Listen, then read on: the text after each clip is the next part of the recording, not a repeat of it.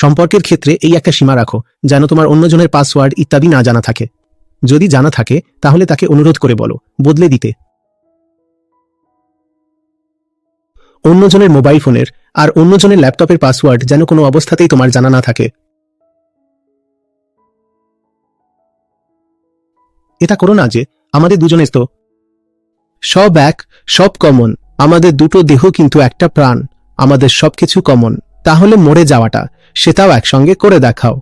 যখন একসাথে মরতে পারো না তখন আমাদের সবকিছুই কমন কমন। এই ঢংটা কেন করো? প্রবেশ করো না অন্যজনের জীবনে, তার ল্যাপটপে আর তার মোবাইলে। তারপর আবার বলবে হায় হায় কিছু দেখে ফেললাম। সেখানে ঢুকবে তো কিছু না কিছু দেখতে পাবি, এটা একদম পাকা কথা। সবচেয়ে বড় বিপদ তো তার থেকেই যে ঘরে বসে আছে, সে নিজের মোবাইলও এমনভাবে দেখে।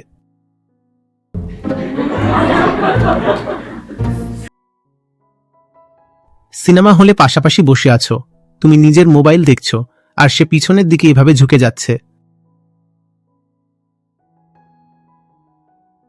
মানুষটা তো সামনেই দাঁড়িয়ে আছে, দেখে নাও তার সঙ্গতি তোমার জীবনকে ভালো করবে কি করবে না।